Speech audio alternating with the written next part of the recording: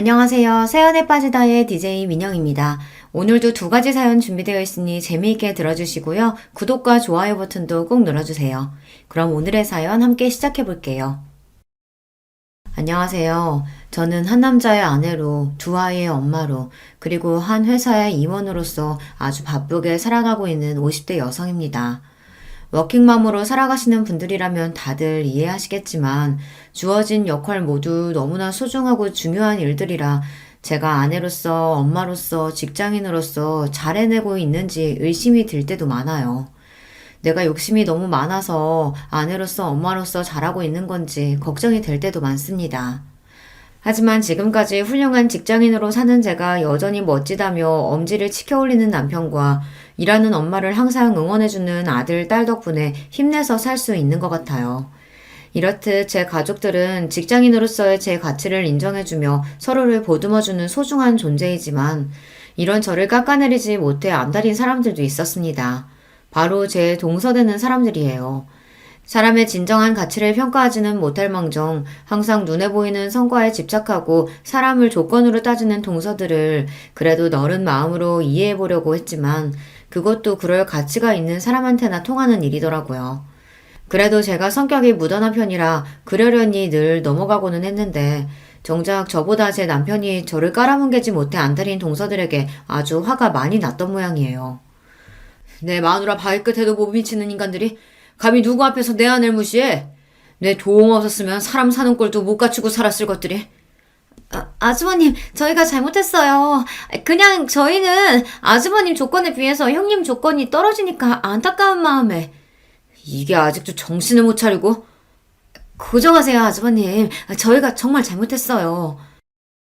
저희 남편이 부처님 가운데 토박이라고 불리는 사람이거든요. 평소에는 늘 허허 웃는 낯이라 좀 얕잡아 보는 어리석은 사람들도 많은 편인데 저들 역시 제 남편을 그렇게만 봤겠죠. 하늘 무서운 줄 모르고 저 깔보다가 저보다 또 더 저를 아끼는 저희 남편에게 호되게 세상 매운맛을 본 동서들이었죠. 대체 어떻게 된 이야기인지 궁금하신가요? 지금부터 그 자세한 이야기를 들려드리도록 할게요. 저희 남편은 삼형제 중 장남으로 태어났습니다. 형제 모두 머리가 좋은 편이라서 좋은 학교 나와 좋은 대학에 들어갔고요. 그 중에서도 제 남편이 공부 머리가 제일 좋았어요. 셋 중에서도 군계 일학이었죠. 대학도 가장 좋은 곳을 나왔고요. 저 역시 남편과 마찬가지로 저희 친정에서 가장 공부를 잘하는 자식이었습니다. 아무래도 대학 동기로 만나 남편과 유난히 마음이 잘 맞았던 것도 첫째로 태어나 집안 기대를 한껏 받으며 자랐다는 공통점이 있었기에 가능했던 것 아닐까 싶습니다. 저에게는 도련님이 되는 둘째 시숙과 셋째 시숙 역시 캠퍼스 커플로 만나 결혼까지 이르게 된 경우였어요. 아무래도 다들 비슷한 사람끼리 만나기 마련이니 그게 자연스럽기는 하죠. 하지만 맞이인 저희가 가장 먼저 결혼한 건 아니었습니다. 남편도 마찬가지지만 제가 일에 욕심이 좀 많은 편이거든요. 대학 졸업하고는 대학원에 진학한다고 박사학위까지 마친 후에는 제 커리어 쌓느라 바빠서 결혼은 차일피일 미뤄지고 있었습니다. 당시 제 나이를 고려하면 슬슬 혼기가 넘어가고 있었어요. 처음에는 공부 욕심 많은 큰딸 뜻에 군말 없이 따라주시던 저희 친정 부모님조차 이제는 일 좀 그만하고 시집 갔으면 하고 내심 바라셨습니다. 하지만 그런 저를 항상 지지해주고 같은 사회인으로서 존중해준 것이 바로 남편이었어요. 나 당신 일 욕심 많은 거 좋아. 처음부터 모르고 연애 시작했던 것도 아니고 당신같이 능력 있는 사람이 시집 간다고 그 좋은 머리에 집안에만 틀어박히는 게 오히려 사회적인 낭비야.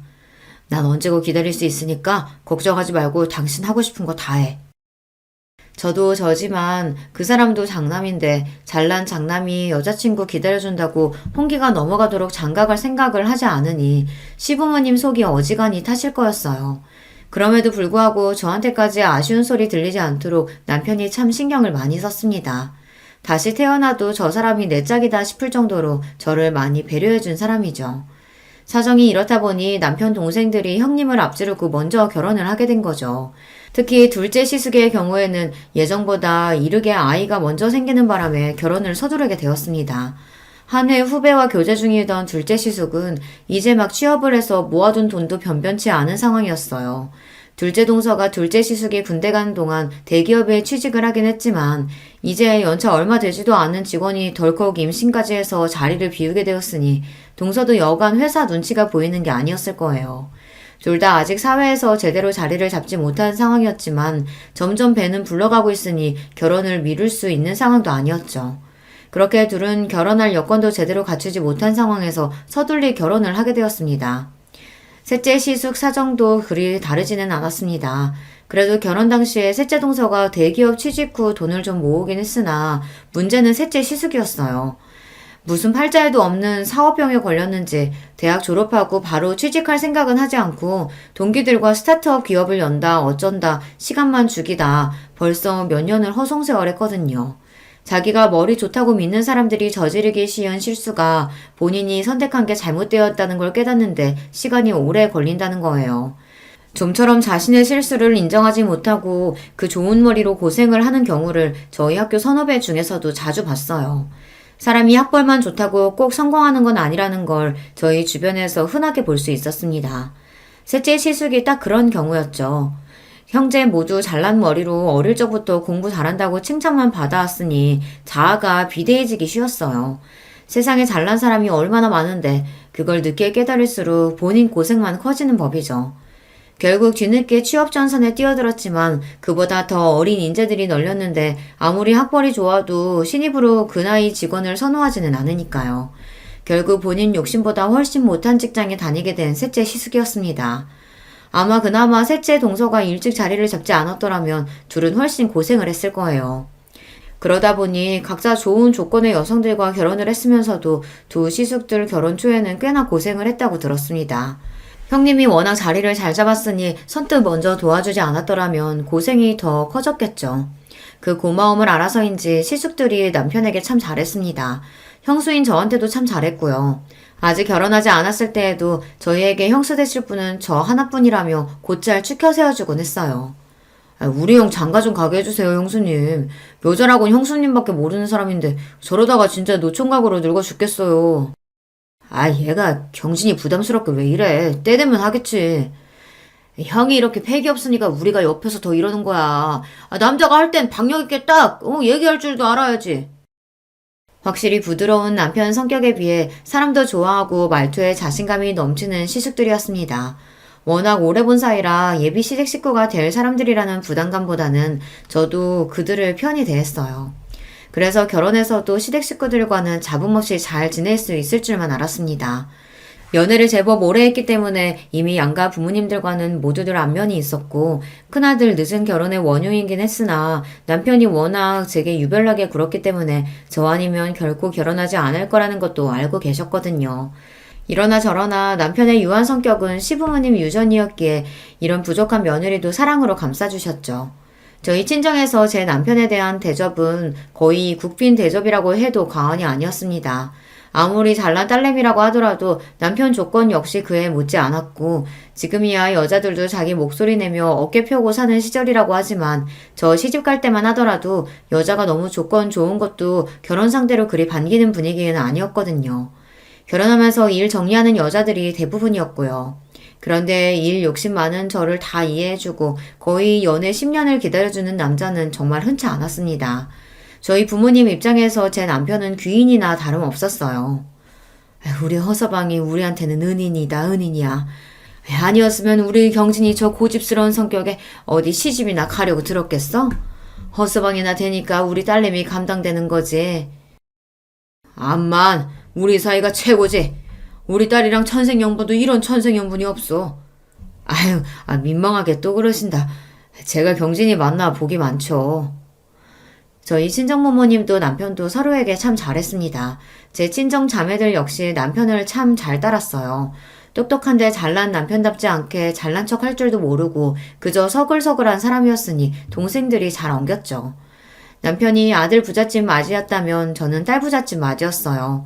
제 동생들 입장에서 남편은 그야말로 꿈에 그리던 오빠의 이상형이나 다름없었어요. 제 언니보다 형부를 더 잘 따르는 건 예견된 일이었습니다. 애들 때문에 정신이 하나도 없지? 어째 자기만 보면 어리광이 느는 것 같아. 나야 형부라고 불편하게 생각 안 하고 편하게 대해주니까 좋지. 나 자기 가족들이랑 어울리는 거 진짜 좋아하는 거 알잖아. 어쩜 말도 저렇게 이쁘게 하는지 역시 제가 선택한 남자였습니다. 많이 배운 여자, 먹물 많이 찬 여자는 드세서 좋은 신부감 되기는 글렀다는 말을 창피할 줄도 모르고 하는 제 주변 가부장적인 남자들과는 차원이 다른 남자였습니다. 친정 부모님 말씀이 틀린 게 아니었어요. 남편이 아니었다면 애초에 결혼할 생각도 들지 않았을 겁니다. 그렇게 남편의 삼형제 중 가장 늦게 저희가 웨딩마치를 올리게 되었습니다. 그날은 양가 부모님들이 모두 눈물바람이었어요. 양쪽 집안에서 저희 결혼을 너무 기다리셨습니다. 남편은 그럴 만한 가치가 있는 일이었다고 했지만 제 욕심 때문에 양가 부모님은 물론 남편까지 너무 기다리게 한 것 같아 죄송스러웠어요. 그런 만큼 결혼해서 시부모님께도 그렇고 남편에게도 그렇고 정말 잘하리라고 굳은 다짐을 먹었습니다.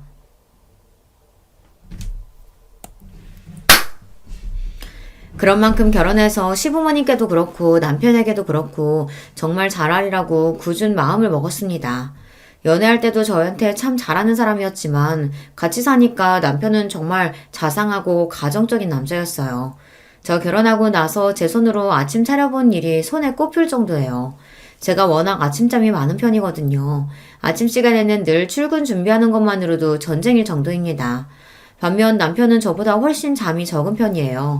아침에는 항상 저보다 먼저 일어나고요. 신혼초에는 저 깰 때쯤 이미 자기 출근 준비를 다 마치고 같이 먹을 아침까지 차려놓는 남편한테 민망한 일이 한두 번이 아니었습니다. 그렇게 머쓱해하는 저를 보며 남편이 대수롭지 않게 말했습니다.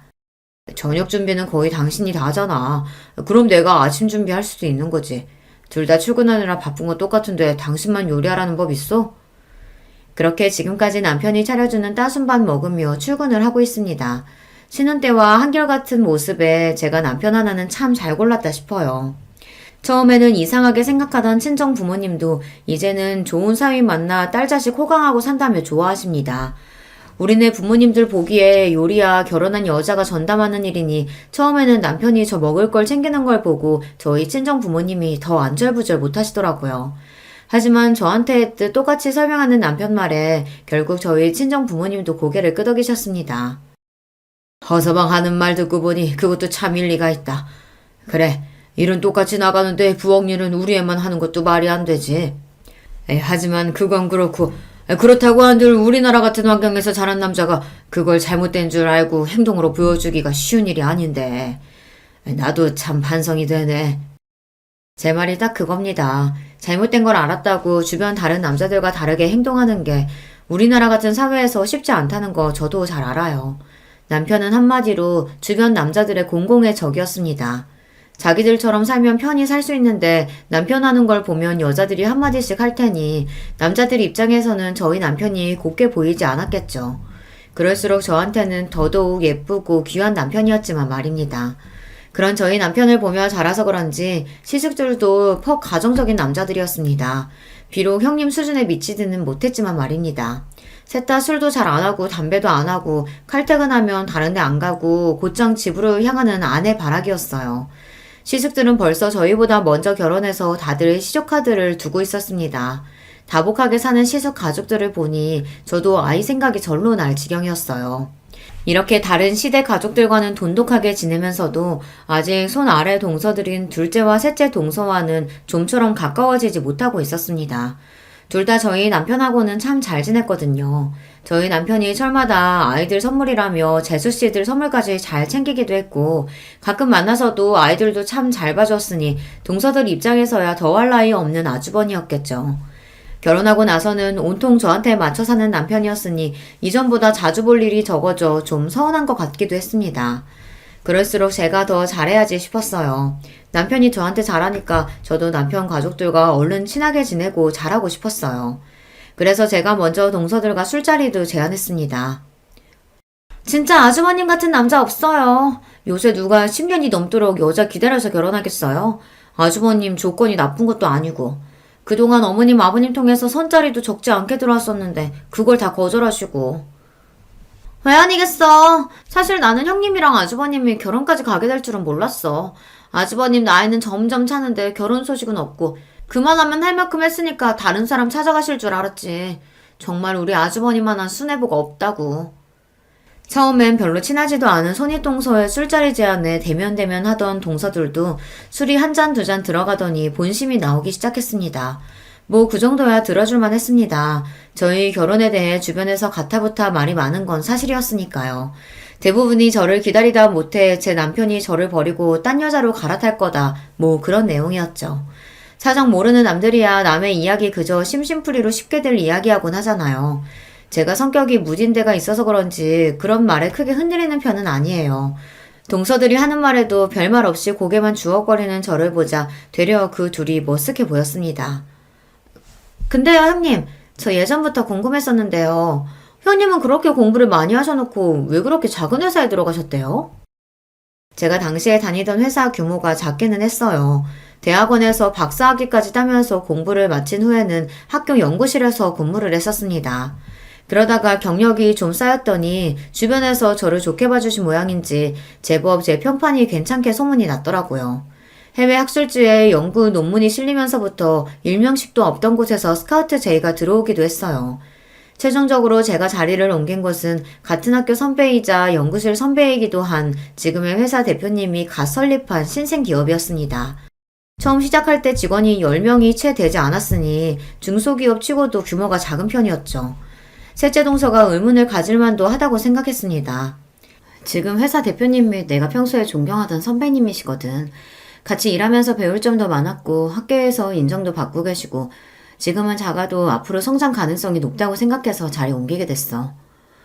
아무리 그래도 이제 막 시작한 작은 회사인데 좀 위험하지 않아요? 전에 연구원 다니셨다면서요. 남 보기에도 그쪽이 훨씬 낫잖아요. 저는 저 나름대로 제 미래가 걸린 일이니 신중하게 생각해서 결정한 일이거든요.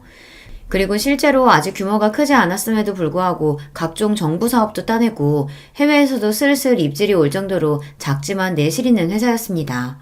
같은 업계에서도 떠오르는 우수 기업으로 평가를 받고 있었고요. 하지만 그거야 아직 업계 내부 사람인 저희끼리 이야기고 아무래도 일반 대중들이 보기에는 회사 규모도 크고 이름도 유명한 대기업이 훨씬 좋아 보이겠죠. 두 사람 모두 대기업에 다니고 있으니 아무래도 대기업 사원으로서의 자부심도 있을 테고요. 요즘도 그렇지만 당시에도 대기업 들어가기가 쉽지 않았어요. 열심히 공부해서 어렵게 들어간 회사일 테니 애사심이 넘칠 수도 있죠. 물론 유명한 회사 다니는 것도 좋지. 그런 직장 다니는 사람들도 대단하다고 생각하고 나도 내 나름대로 내 장래를 생각해서 결정한 거라 아직까지는 별로 후회된다는 생각은 안 드네. 그냥 이렇게 두루뭉술 말했어요. 괜히 대기업 다니는 동서들 심기 거스르고 싶지도 않았고 아무래도 저희 회사가 전문 분야를 다루고 있다 보니 그걸 일일이 설명하는 것도 술자리 화제로는 어울리지 않는 것 같아서요. 그리고 그 얘기는 어영부영 마무리가 되었습니다. 그거 말고도 화제거리야 많으니까요. 형님, 아이 계획은 있으세요? 아주버님이나 형님이나 이제 나이가 적지 않으신데 이제 더 미루면 안 되지 않겠어요? 그래야지. 생기면 생기는 대로 낳을 생각이야. 생기는 대로 낳는다뇨. 형님 이제 그러실 나이 아니에요. 일 그만두고 임신 준비만 해도 늦는다고요. 당시 제 나이가 30대 중반을 향해 가고 있었습니다. 지금으로서야 30 넘어 결혼하는 경우가 대부분이니 늦었다고 하기도 민망한 나이지만 저 결혼한 지 얼마 안 된 시점만 하더라도 초산의 제 나이인 산모는 드물긴 했습니다. 그래서 결혼하면서 남편보다 제가 먼저 아이 이야기를 꺼내기도 했어요. 물론 남편인 괜히 제가 스트레스 받을까봐 너무 급하게 생각하지 말고 기다려보자고 하긴 했지만요. 그래서 저 역시 가급적이면 아이가 얼른 생겼으면 했지만 제 일에 대한 이야기까지 건드리는 건 좀 불쾌했어요. 말씀드렸다시피 제가 일욕심이 있어서 지금까지 공부하고 커리어 쌓느라 결혼이 늦어진 건데 결혼과 출산 때문에 그걸 놓을 생각은 전혀 없었습니다. 걱정해주는 건 알겠는데 다른 건 몰라도 일만큼은 뭐라고 안 했으면 좋겠어. 나한테는 정말 중요한 문제거든. 아이 가지기 위해서건 낳고 나서건 일 그만둘 생각은 전혀 없어. 동서들도 조카들 낳고도 회사 잘 다니고 있잖아. 그거야 저희는 애들 낳을 때 나이가 어리기도 했고 또 저희는 대기업 다녀서 회사 복지도 잘 되어 있잖아요. 아무래도 중소기업이랑은 다르죠. 제가 중소기업에 다니기는 했지만 저희 회사 복지도 대기업 못지 않았어요. 애초에 선배 회사에 들어갈 때 그런 부분도 고려를 안 한 게 아니거든요. 작은 회사 들어가서 노동력 착취당하고 고생하던 친구들도 있었기에 그런 부분에는 예민한 편이거든요. 선배는 당시로는 흔치 않게 유학 경험도 있고 그런 부분에서도 선진적인 데가 있었습니다. 지금은 흔한 형태이지만 전 직원들에게 회사 지분 일부와 인센티브를 제공하기도 했고요. 현재보다 미래가 기대되는 회사이기에 이런 점들이 모두 매력 포인트로 다가왔습니다. 한마디로 동서들에게 그런 걱정을 들어야 할 필요는 없었다는 거예요. 어쨌든 그런 점들 또한 일일이 설명할 필요는 없다고 생각했기에 그것도 그냥 그렇게 넘겼습니다. 이래저래 걸리는 부분들은 좀 있었습니다만 이만하면 생각보다 그 자리가 그렇게 힘들지는 않았다고 생각했어요. 비록 자신들이 다니는 대기업에 대한 자부심이 좀 지나쳐서 다른 사람 일자리를 좀 업심여기 있는 경향이 있다고 느껴지기는 했으나 그런 사람들이야 워낙 많이 봐서 그러려니 하기도 했고요. 그리고 내내 직업인으로서만 산 저보다는 직장 경험과 결혼 생활을 모두 겪어본 동서들이 하는 말이 더 현실에 기반하고 있지 않을까 싶기도 했어요. 비록 그 둘이 제 손 아래 동서라고 하지만 결혼 생활을 저보다 훨씬 길게 한 사람들이니 손이 하면서 있지도 않은 권위를 내세울 생각도 없었고요. 무엇보다도 실전에서는 경험이 깡패 아닙니까? 결혼 전에 몇 번 보지 못해서 둘을 잘 알지는 못했지만 그래도 그 두 사람이 손이동서인 저와 일부러 잘 지내지 않으려고 하는 게 아니라면 제게 공격적으로 나올 이유가 없었으니 결국엔 다 저 좋으라고 하는 소리겠거니 했습니다. 그런데 남들 귀에는 별로 그렇게 들리지 않았나 봐요. 그러고 나서 얼마 지나지 않아 명절을 맞이해 시댁에 온 가족이 모였습니다. 저희 친정은 저보다 일찍 결혼한 여동생들이 있긴 해도 아직 아이가 없어서 명절이라고 그렇게 시끄러운 편이 아니에요. 그런데 시댁에는 아이들도 여럿이다 보니 북적북적한 게 제법 텔레비전에서 나오는 명절 분위기가 나더라고요.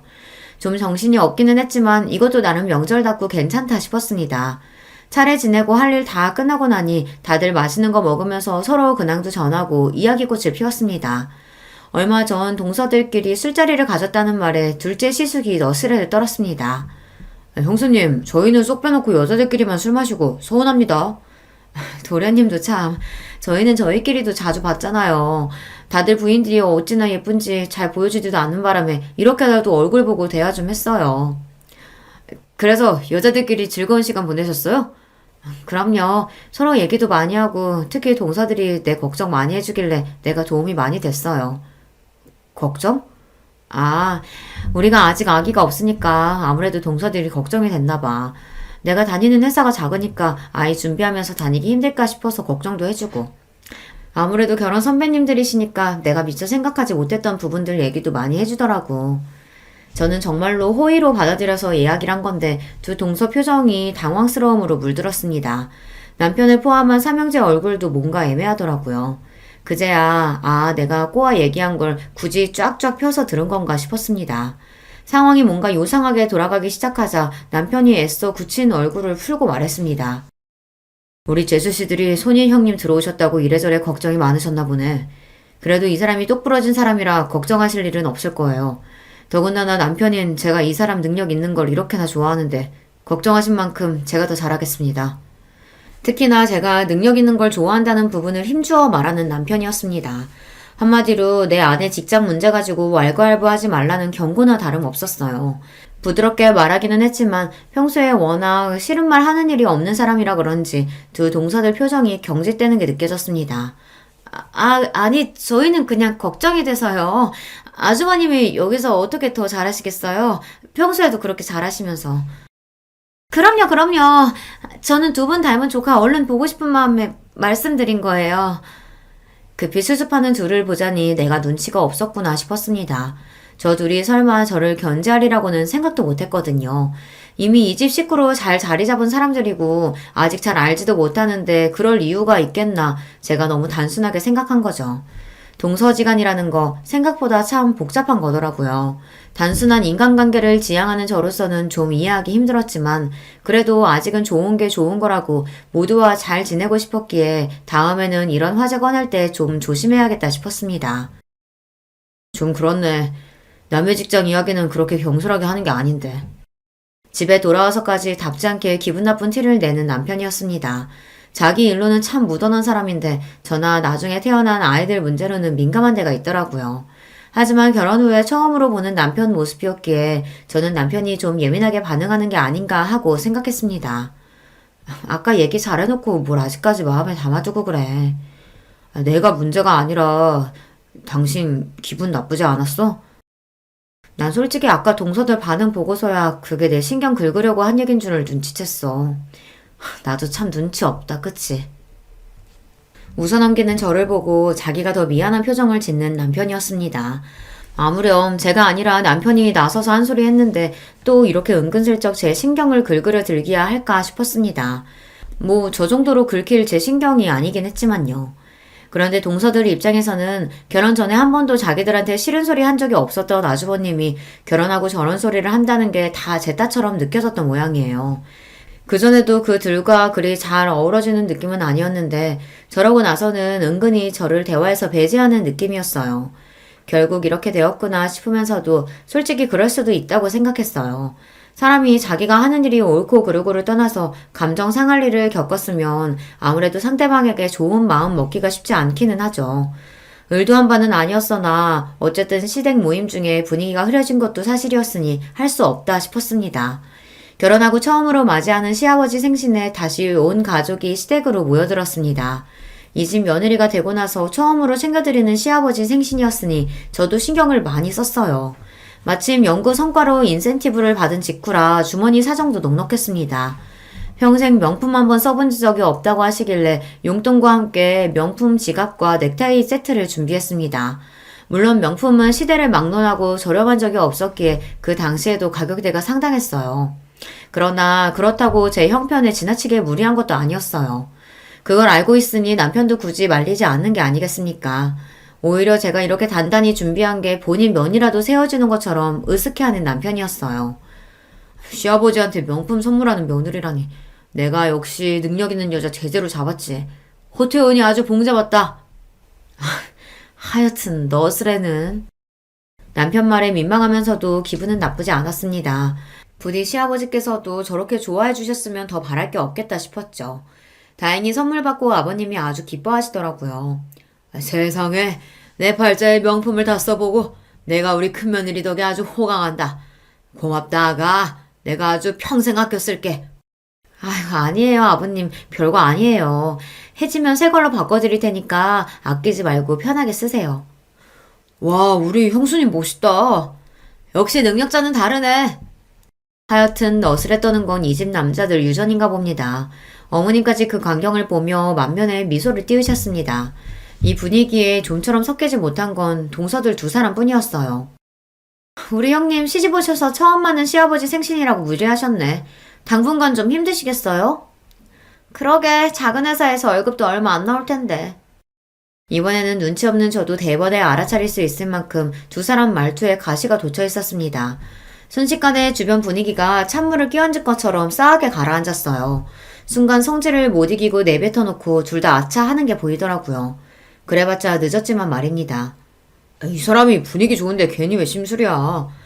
형수님이 어려서니 알아서 하시겠지. 작은 회사니 어쩌니 하는 소리가 왜 나와? 아니 우리는 걱정돼서 하는 말이지. 그래도 이 사람이. 한창 분위기 좋았는데 순식간에 불화의 씨앗이 싹 탔습니다. 특히 시부모님 표정이 너무 안 좋더라고요. 너희들이 그렇게 말하면 내서 준비한 큰애 기분이 어떻겠냐? 받는 나는 또 어떻고? 그러게 말이다. 너희들 지금 너희 큰형님만 무안준 게 아니라 네 시아버지까지 물색 없는 사람 만든 거야. 좋은 날 이게 무슨 일이니? 중간에서 저만 괜히 새우등 터져서 안절부절 못했습니다. 그런 저를 보더니 남편이 제 손을 꼭 쥐고는 낮은 목소리로 말했어요. 제가 저번부터 말하고 싶었는데 대체 왜 그렇게 이 사람 직장을 까내리지 못해서 날린 겁니까? 이 사람 능력 업계에서도 알아주는 사람이고 그래서 지금 회사도 대표한테 직접 스카우트 받아서 좋은 대우 받으면서 간 거예요. 그래서 들어가면서도 과장직감 단 거고요. 중소기업이라니까 무슨 구멍가게라도 되는 줄 아시는 모양인데 내실 있는 기업이라고 평판도 좋아요. 그런 거 다 떠나서 이전부터 어떻게든 이 사람 트집 잡으려고 하는 것 같아서 남편으로서 기분이 쏙 좋지 않네요. 앞으로는 더 조심하셨으면 합니다. 이제 아주 대놓고 경고하며 제 편을 드는 남편이었습니다. 동서들이 말실수한 게 있으니 아무도 그 말에 의의를 제기하지 않으셨어요. 방금 건 저도 동서들이 선 넘었다 싶었습니다. 제가 마음에 들지 않는 건 들지 않는 거고 굳이 어른들 들리시는 데에서까지 저러는 건 지나쳤죠. 물론 이번에도 제가 이야기하기도 전에 제 남편이 상황을 정리했지만요. 이런 걸로 절대 서운하게 하는 법이 없는 사람이었습니다. 기껏 좋은 선물 준비해서 시아버지께서 생신날 기쁜 마음만 가지셨으면 했는데 또 경솔한 발언을 한 돈서들 때문에 기쁨이 반감된 것 같아 저도 기분이 썩 좋지 않았습니다. 하필 생신에 왜 그런 소리를 해서 다음에 저런 소리 하면 그때는 나도 제대로 한 소리 해야지 싶었습니다. 그렇게 애매한 분위기 속에 자리를 파하게 되었어요. 그리고 얼마지 않아 저에게 기쁜 소식이 생겼습니다. 오랜 시간 공을 들였던 프로젝트가 성황리에 마무리되어 해외 특허까지 따내게 된 거였어요. 대부분의 프로젝트 책임자가 선배인 대표님이었던 예전과 달리 제가 단독으로 책임자로 나선 건이었죠. 당연히 대표님도 뛸 듯이 기뻐하셨습니다. 내가 뭐라 그랬어? 내가 너 연구실 나온 거 절대로 후회하지 않게 해줄 거라고 했지? 여기서 훨씬 네 재능 펼칠 기회 많을 거라고. 내가 사람 보는 눈이 틀리지가 않았어. 회사에서는 깍듯하게 직급으로 부르던 것도 있고 기쁨을 감추지 못하는 대표님이셨습니다. 저 역시 뿌듯했어요. 연구실 시절 제 이름으로 논문 기재에 성공한 적이 있기는 해도 이렇게 눈에 띄는 성과는 저도 처음이었으니까요. 지금까지 긴 시간 밤을 새워가며 열심히 공부한 보람이 느껴지는 순간이었습니다. 과장으로 입사한 지 1년을 조금 넘긴 시점에 승진까지 하게 되었어요. 무려 부장 자리였어요. 아무리 작은 회사라고 해도 제 나이를 고려했을 때 초고속 승진이나 다름없었습니다. 차장 직급이 없는 저희 회사에서는 다음에 승진하면 바로 이사진으로 경영 참여가 가능할 정도였어요. 규모가 작은 만큼 전문 인력으로만 채운 자리였기 때문에 쉽지 않은 일이었습니다. 게다가 회사는 날이 다르게 기업 가치를 높여가고 있었습니다. 얼마 전 상장한 이후 입사 때 제게 주어진 회사 지분의 가치가 쑥쑥 올라가고 있었고요. 이래서 회사 스타팅 멤버로 들어가는 게 참 중요해요. 이 기쁜 소식을 가장 먼저 전한 건 역시 남편이었습니다. 근무 시간 중에 전화를 받아놓고도 제가 승진 소식과 프로젝트 성공 소식을 함께 전하자 전화통이 떠나가도록 기뻐서 소리를 지르는 남편이었습니다. 여보, 정말 축하해. 우리 경진이 진짜 대단하다. 그동안 그걸로 그렇게 가슴을 졸이더니 결국은 해내는구나. 이제 이 과장님이 아니라 이 부장님이네? 신랑은 이제 간신히 과장 달았는데 우리 마누라는 부장님이라니. 내가 알아서 모셔야겠다. 이렇게 아니라 오늘은 축하 파티를 제대로 열어주겠다는 남편을 겨우 진정시켜 전화를 끊었습니다. 기쁜 일이 생겼을 때 나보다 더 기뻐해주는 사람이 있다는 게 참 좋더라고요. 역시 이 사람과 결혼하길 잘했다는 생각에 뿌듯했습니다. 신이 난 남편이 사방에 전화를 돌리는 바람에 온 식구들이 제 승진 소식을 당일에 접하게 되셨어요. 친정이고 시댁이고 할 거 없이 말입니다. 친정 부모님과 시부모님들이 다들 고생했다며 내일처럼 기뻐해 주셔서 몸둘 바를 모르겠으면서도 기분이 좋았어요. 이제는 내 새끼 잘했다며 칭찬해 주시는 분들이 두 분 더 늘어나셨으니까요.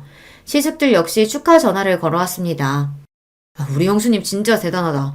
나는 부장님은 배불뚝이 중년 아저씨나 돼야 되는 건 줄 알았는데 우리 형수님은 벌써 관리직급이네요. 나 아는 중에 가장 출세한 사람이 형수님인 거 알아요? 우리 파티해야죠, 파티. 이런 경사에. 아휴, 파티는 무슨. 축하해 주신 것만으로도 감사해요. 한사코 거절하는 저에게 파티를 해준다고 난리가 난 둘째 시숙이었습니다. 저를 축하하려고 하는 것 또한 진심이었겠지만 얼마 전 시아버지 생신날 서로 감정 상한 일이 있었으니 제 승진 축하 겸 동서들과 감정을 풀 자리를 만들려고 한 거겠죠. 저 역시 앞으로 계속 볼 사람들이라면 얼른 감정을 풀고 잘 지내고 싶었기에 평소와 달리 화끈하게 말했습니다. 에이, 기분이다. 내가 승진턱 낼게요. 우리 다 같이 한번 뭉쳐요. 와, 화끈하다. 그렇게 세 부부끼리 회풀을 푸는 자리가 마련되었어요. 이래저래 감정이 가스레질 일이 많았던 터라 이참에 다들 풀었으면 싶어서 일부러 제가 정말 기분 낼 때나 가는 고급 라운지바에 예약을 잡았습니다. 당시에는 아직 그런 문화가 활성화되지 않아 저랑 남편을 제외하고 그런 고급스러운 곳은 처음 경험하는 거였어요. 와, 형수님 오늘 단단히 준비하셨네. 형수님 덕분에 이런 데도 나와보고 진짜 호강하네요. 아직 꽁한 기분으로 나와 떨떠름하게 서있던 동서들도 모임 장소를 보더니 눈이 휘둥그레졌습니다. 대기업 접대 자리로도 이용되는 곳인데 아무래도 동서들은 아직 평사원이다 보니 이런 곳에 와볼 일은 없었겠죠. 이왕이면 이런 걸로라도 점수를 좀 땄으면 싶었어요. 와, 이 양주 진짜 비싼 건데 병째로 마셔도 괜찮아요? 저 오늘 좋은 날이잖아요. 오늘은 마시고 싶은 거 다 마셔도 상관없으니까 가격 보지 말고 원 없이 드세요. 분위기도 더할 나위 없이 좋았어요. 저나 남편이야 그날 기분이 최고였고 쭈뼛하던 동서들도 좋은 술 한 모금씩 넘기고 나니 표정이 좀 풀어졌더라고요. 남편은 이번 프로젝트 때문에 제가 얼마나 고생을 했는지, 승진한 마누라가 얼마나 대단한지 팔불질처럼 자랑을 늘어놓느라 잔뜩 신이 나 있었습니다. 그렇게 다들 화기애애하게 이야기를 주고받는 동안 동서들 술 마시는 속도가 점점 빨라지고 있었어요. 처음에는 오늘 술이 좀 받는가 보다 하다가 나중에는 저대로 놔둬도 괜찮나 걱정이 되더라고요. 그래서 동서에게 걱정스러운 마음에 한마디 건넸습니다. 동서, 괜찮아? 물도 좀 마셔가면서 천천히 마셔. 왜요? 막상 비싼 술 사려니까 아까워요? 가시돋친 둘째 동서 말투에 순간 주변이 조용해졌습니다. 아, 또 시작이구나 싶었죠. 어째 오늘은 좀 조용히 넘어가나 싶었는데 이 정도로 동서들 심술을 달래기에는 역부족이었나 봅니다. 그래도 어지간하면 잘 넘기려고 다시 부드럽게 말했습니다. 아깝긴 축하해줘서 고마워서 한턱 내는 건데. 중소기업 부장이 뭐 그렇게 대단한 자리라고 내가 축하식이나 해요? 저 사람이 하도 닥달하길래 어쩔 수 없이 나온 거예요. 어떻게든 분위기를 풀어보려던 제 노력은 숲으로 돌아갔습니다. 그쯤 되니 저도 그냥 될 대로 되라 싶더라고요. 언제까지 제가 동서 기분을 맞춰주겠습니까? 동서, 축하해줄 생각 없으면 그냥 거절하지 그랬어. 꼭 그렇게 꼬아서 말해야겠어? 이제 본심 나오시나 보네. 왜요? 저희가 축하 안 한다니까 안 입고 오세요? 아니 근데 대기업 되는 저희 입장에서야 중소기업 부장 별거 아닌 건 당연한 거 아니에요? 당신 진짜 미쳤어? 아 내가 틀린 소리 했어? 왜 소리를 질러? 나만 해도 어떻게든 계약 하나 따내겠다고 들러붙는 중소기업 부장들이 한둘인 줄 알아. 누가 들으면 아주 대기업 회장님이라도 되신 줄 알겠어. 유세도 이런 유세가 없네. 이 사람이 어떻게 이렇게 못난 소리만 골라서 하냐? 아, 당장 형수님한테 사과드리지 못해? 못해, 안 해. 내가 뭐가 아쉬워서 중소기업 직원한테 사과씩이나 해야 돼? 아주 가관이었습니다. 더는 못 봐주겠기에 한 소리 하려던 차에 남편이 먼저 선수를 쳤습니다. 다들 이 박치지 못해? 남편 입에서 처음 듣는 욕설에 다들 그 자리에 얼어붙어 버렸습니다. 욕을 듣는 당사자인 동서들도 그렇지만 저도 정말 놀랐어요. 남편이 그렇게까지 화내는 모습은 그때 처음 보았습니다. 내가 내 마누라 자랑스러워서 부르는 자리에 유세? 이 사람은 평생 자기 자랑이라고는 할 줄 모르는 사람이야. 꼴랑 대기업 다닌다는 이유로 세상 제일 잘난 줄 착각하고 사는 니들하고 같을 줄 알아? 우리 와이프야말로 이런 식으로 엮이지 않았으면 니들 같은 인간들하고는 어울릴 일이 없는 사람이라고, 알아? 당장이라도 잡아먹을 듯한 기세로 고함을 치는 남편 모습에 두 사람이 벌벌 떨기 시작했습니다. 중소기업 부장이니 대단할 것도 없다고? 무식한 소리하고 자빠졌네. 이 사람 회사 가치는 지금 시가총액 100억이 넘어. 니들은 신문도 안 보냐? 이 사람이 성공시킨 프로젝트로 정부 계약에 해외 특허까지 따냈다고. 그런 인재들 사이에서 부장까지 올라갔단 거야, 이 사람이. 이 사람이 니들처럼 일반 직원인 줄 알아? 이 사람 회사 지분까지 가진 사람이야. 회사 주주라고. 이 대기업에 붙어서 월급이나 타먹을 줄 아는 것들아. 100억이니 정부 계약이니 해외 특허니 회사 지분 이야기까지 나오자 동서들 얼굴이 새파랗게 질리기 시작했습니다. 만만하게 생각했던 작은 중소기업이 자기들 생각과는 달리 보통이 아니라는 걸 이제야 간신히 깨닫게 된 거죠. 물론 제가 그런 사람이든 아니든 간에 사람 제 밑으로 보고 깔보는 건 잘못한 일이죠. 그래도 자기들 보기에도 대단하다는 생각이 들었는지 순간 쳐다보는 제 눈빛에 주춤 눈치를 보는 꼴이 어이가 없으면서도 좀 고소하더라고요. 저는 이만하면 됐다 싶었는데 남편은 아직도 분이 풀리지 않는지 씩씩 숨이 거칠었습니다. 내가 니들 결혼할 때 어떻게 했는데 아직 자리도 제대로 못 잡은 니들 사람 사는 것처럼 살게 해주겠다고 내가 그렇게 도왔는데 감히 내 아내를 이런 식으로 대? 나한테는 아까운 사람이 이 사람을 감히 겉으로 보이는 조건만 대충 보고 사람 괄시하는 니들 같은 모자란 인간들이 감히 당장 내가 빌려준 집값 빼서 가져와. 내 아내 무시하는 너 같은 인간들한테 내 돈 절대 못 줘. 남편이 두 동생들 결혼하면서 준비가 부족해 도움을 줬다는 건 미리 말해준 적이 있었어요. 아무래도 남편 벌이가 가장 좋기도 하니 여윳돈도 있었으니까요. 그걸 그래도 돈거래가 오갔으니 명목상 계약서를 쓰고 이자도 받지 않고 그 일부를 천천히 갖고 있었죠. 남 같으면 가당치도 않을 이야기였습니다. 하지만 이제 자기한테는 남보다도 못하니 당장에 그 돈을 갚으라는 이야기였죠. 그 돈이 한두 푼도 아니고 동서들은 물론이고 시숙들까지 얼굴에 피기가 싹 가셨습니다. 아주버님, 저희가 잘못했어요. 제가 진짜 몰라서 실수했어요. 형님, 제가 죄송해요. 다시는 형님 앞에서 건방 떨지 않을게요. 형님, 잘못했어요. 저는 형님이 그렇게 대단한 분인 줄도 모르고. 그렇게 콧대 높게 굴던 둘이 돈 내놓으라는 남편 말에 아주 납작 엎드려서 저렇게 쉽게 사과하는 꼴을 보고 있자니 한심스러웠습니다. 내가 대단한 사람이건 아닌건 사람이 사람을 그렇게 대하는 건 아니야. 사과를 그런 식으로 하는 것도 아니고. 돈 문제는 나는 모르겠네. 이 사람 돈인데 내가 왈가왈부할 일도 아니고 알아서 해결들 봐요. 그러고는 아직도 분이 풀리지 않아 씩씩대는 남편을 데리고 나와버렸습니다. 그 와중에 술값 계산하라는 저를 보고 저것들 꼴을 보고도 비싼 양주 사 먹이고 싶냐며 남편이 난리치는 바람에 결국 그냥 나오고 말았습니다. 당신 진짜 그 돈 한꺼번에 다 받을 거야? 내가 내 돈 받겠다는데 왜? 내가 그간 못 받은 이자까지 싹 쳐서 받아낼 거야. 나 무시하는 건 참아도 당신 무시하는 건 절대 못 참아. 어디 감히 내 마누라를. 화가 나서 어쩔 줄 모르는 남편을 보고 있자니 웃으면 안 되는 줄 알면서도 웃음이 나왔습니다. 남편은 뭐가 좋냐며 타박을 하는데도 그렇더라고요. 앞으로 살면서 억울한 일, 화나는 일이 있어도 나 대신 화내고 억울해줄 사람이 있는데 세상 무서울 게 무엇 있겠냐 싶었습니다. 그러고 나니 두 동서들 폐악도 별거 아니라고 느껴지더라고요. 결과적으로 동서 둘 다 남편 돈 갚느라고 고생 꽤나 했습니다. 남편이 시숙들 도움 받아다가는 정말 당장 소송해서 받아낼 거라고 으름장을 놓는 바람에 대기업 다녀받은 피 같은 월급 내놓느라 둘 모두 속이 쓰렸을 거예요. 이건 남편과 시숙들 간의 모종의 거래가 있었습니다. 니들 같으면 마누라 그 꼴 당하는 걸 보고 가만히 있겠냐는 말에 시숙들도 할 말이 없었겠죠. 그래도 부부인이 뒤에서 몰래 도왔다는 걸 알고 있지만 그 정도는 농감아주기로 했습니다. 이 막장 드라마 같은 상황을 숨기지 않고 일러 바친 남편 덕에 동서들은 시부모님께도 단단히 야단을 맞았습니다. 내가 그동안 니들한테 너무 잘해준 모양이다. 어디 감히 손이 동서를 제 밑으로 보고 그따위 짓거리를 벌여. 감히 내 집에서.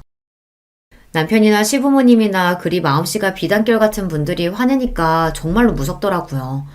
그날로 그 둘에게 사근사근 부드러운 시부모님은 영영 사라졌습니다. 제대로 바닥을 보였으니 아무리 행동을 조심해도 시부모님 입장에서는 더는 믿업지 못한 모양이었어요. 그리고 십수년이 지났지만 그 둘은 여전히 저한테 쪽도 못 쓰고 잔뜩 기가 눌려 지내고 있습니다. 사실 제가 크게 뭘 한 건 없는데 주변에서 워낙 야단이었다 보니 둘 다 아주 된통 당하기는 했죠. 결국 이자까지 쳐서 그 돈을 다 받아낸 제 남편이 참 대단해요. 그 이후로 저는 결국 회사 이사진까지 올라가는 데 성공했습니다. 지금은 업계에서 저희 회사 이름만 들으면 모르는 사람이 없을 정도로 회사를 성장시켰습니다. 여전히 대기업에 비하면 직원 수는 적은 편입니다만 그래도 지금은 직원 수가 거의 200여 명에 육박할 정도로 규모가 커졌습니다. 제 연봉이나 회사 지분 가치를 따지면 여느 대기업 이사들에게도 뒤지지 않을 정도입니다. 동서 둘은 그리고 채 10년도 채우지 못하고 회사를 나오게 되었어요. 아무래도 평사원은 많고 관리직까지 승진하는 사람은 소수이다 보니 남자들도 40대에 들어서면 대기업에서 명예퇴직하는 경우가 많죠. 아이까지 있고 승진에 실패한 동서들이 끝까지 대기업에서 살아남기는 힘들었을 겁니다. 대기업 다니는 게 평생 가장 큰 자랑인 두 사람이었는데 결국 이 나이까지 왕성하게 사회활동하는 사람은 저뿐이네요. 회사 그만두고 둘 모두 급격히 기가 죽은 탓에 오히려 이제는 짠하게 느껴지기까지 합니다. 사람이 겉으로 보이는 다면만 보고 상대방을 평가하기 쉽다지만 그래도 예의라는 게 있는 건데 둘 다 처음에 저한테 너무했다 싶어요. 첫 단추를 그리 꿰지 않았더라면 꽤 괜찮은 사이가 될 수도 있었을 텐데 지금은 뭐 별로 아쉽지도 않네요. 여전히 하늘이 두 쪽 나도 제 편인 남편과 이제는 남편과 저를 쏙 닮은 소중한 아이들도 있는 판에 거기까지 신경 쓸 여력이 없기도 하고요. 회사 일 역시 바쁘지만 더없이 만족스러워서 저는 잘 지내고 있습니다. 지금은 한때 그런 일도 있었지 웃으면서 이야기할 수 있을 정도로 작은 해프닝으로 느껴지기도 해요. 다들 제 이야기 재미있게 잘 들어주셨는지 모르겠어요. 오늘 하루 여러분도 열심히 일하시고 하루의 마지막에는 소중한 사람들 품에 돌아가 따뜻한 시간 보내시길 바라며 이야기 마칠게요. 안녕하세요. 저는 30 중반 된 여성입니다. 요즘 참 시끄러운 일이 많죠? 그중 가장 이야기 많이들 하시는 것 중 하나가 바로 교사와 교권 문제잖아요. 저도 이와 관련하여 겪었던 일이 있어서 이번 기회에 털어놔보고 싶어 사연을 보내드립니다. 저는 20대 중반에 교사가 되었어요. 벌써 10년 전이네요. 교사 경쟁률이 떨어졌다고는 해도 임용고시는 여전히 어렵습니다. 사범대 나와서 임용고시를 볼 때 얼마나 긴장하고 열심히 노력했었는지 몰라요. 사실 좀 더 어른스러운 아이들을 상대로 대학 보내는 즐거움을 느끼고 싶다면 중고등학교 선생님이 되는 쪽이 좋습니다. 사실 중고등학생쯤 되면 뛰어난 아이들은 정말 뛰어나서 선생님에 대해 예의를 잘 갖추는 아이들도 많아요. 물론 요즘 교권이 추락해서 교실 학생들 전반적인 수준도 떨어지기는 했지만 얌전하고 좋은 학생들도 여전히 있어요. 그런 아이들의 존재가 지워지고 피해를 입는 일이 많아져서 안타깝기는 하지만요. 그런데 저는 애초에 대학에 들어갈 때부터 초등학교 선생님이 되겠다고 마음을 먹었던 이유가 아이들을 너무 좋아해서였어요. 아직 중학교도 들어가기 전 유치원을 나와서 학교에 막 입학하는 그 조그만 아이들이 얼마나 귀여웠는지 몰라요. 그건 지금도 마찬가지고요. 고사리 같은 손을 내밀면서 선생님을 부르는 아이들을 가르치고 돌보다 보면 제가 정말 세상 모든 아이들의 엄마라도 된 것 같은 기분을 느낄 수 있었거든요. 최선을 다해서 임용고시를 치르고서 다행히도 운 좋게 처음 본 시험에 합격하여 사립초등학교에 들어가게 되었습니다. 사립초등학교는 연봉이 그래도 높은 편이에요. 서울에 있는 사립초등학교였는데 아이들 수준도 높고 꽤 신경 쓰는 집안의 부모님들도 많이 계셨죠. 신규 때는 그래도 운이 좋았는지 정말 좋은 학부모님들과 착한 아이들로 이루어진 반을 맡게 되어서 즐겁게 1년을 보낼 수 있었어요. 신규로 교사 일을 시작하면 얼마나 떨리고 의욕이 넘치는지 아마 교사분들은 아실 텐데요. 조그만 아이들의 1년이 제 손에 달렸다고 생각하면 없던 의욕도 생기는 게 바로 교사들이랍니다. 그래서 저 역시도 정말 의욕 넘치게 아이들을 최선을 다해 보살피고 가르치면서 1년을 보냈어요. 그래도 좋은 학부모님들과 인연을 맺으며 한 해를 보내고 나니 자신감이 생기더군요. 그 다음 해에도 그래서 조금 노하우가 생긴 상태로 조금 더 능숙하게 아이들을 가르칠 수 있었는데요.